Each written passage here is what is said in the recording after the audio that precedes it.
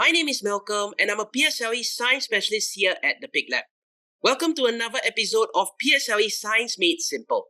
In this video, I'll be going through a past year examination question on the topic of energy. I've also prepared this question for you to download for free by clicking a link in the description box below. So, let's get started.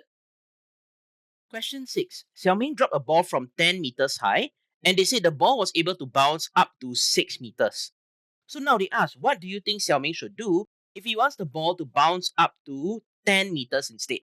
Now, before we answer this question, remember, whenever we tackle energy questions, what's the first thing we should write out? We should always write out the energy conversion. So let's start when the ball is at 10 meters above the ground. What form of energy do you think the ball will possess? The ball is going to possess gravitational potential energy, which I'm going to write as GPE for short. Now, afterwards, when you release the ball will start moving. So, what form of energy is this GPE converted to? It'll be converted to kinetic energy, which I'll write as KE for short. And lastly, we can see that the ball will bounce upwards above the ground. So, when the ball bounces upwards, what form of energy do you think it will possess? It would also possess GPE. Now, with this energy conversion written out, let's see. If he wants the ball to bounce up to 10 meters, basically, he wants the ball to bounce, is it to a greater or to a lower height? He wants the ball to bounce to a greater height. So I'm going to write this down here. We want it to bounce to a greater height. Now, let's recall. When the ball bounces to a greater height above the ground, which form of energy will it affect? Remember, height above the ground affects gravitational potential energy. So in order to reach a greater height, that means now we want the ball to possess more or less GPE. We want the ball to possess more GPE. But can we simply create more GPE out of nothing? No, remember, energy cannot be created. Instead, energy can only be converted. So if you want the ball to possess more GPE, it must have been converted from how much KE? It must have been converted from more kinetic energy. And in order to get more kinetic energy, it must have been converted from how much GPE? It must be converted from more GPE. So we need to look for the option that would allow Xiaoming to get more GPE for the ball when it's released. So let's take a look at the first option.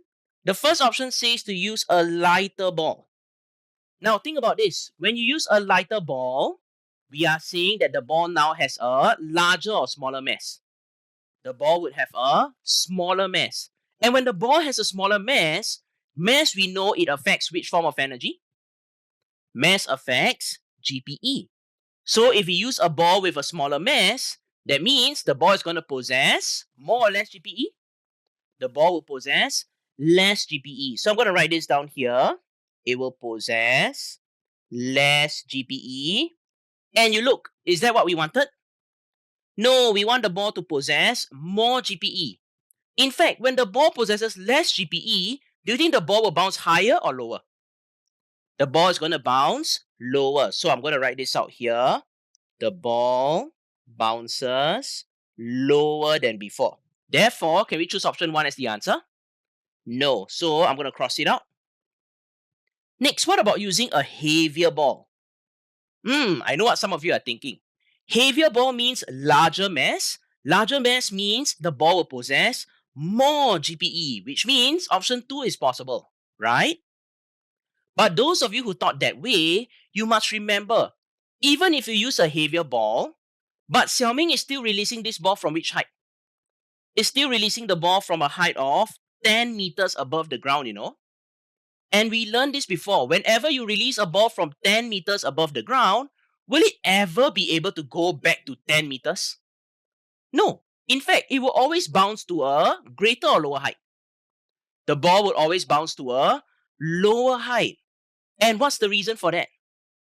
Remember, when the ball is bouncing, the ball will rub against the ground. And when the ball rubs against the ground, there's going to be friction.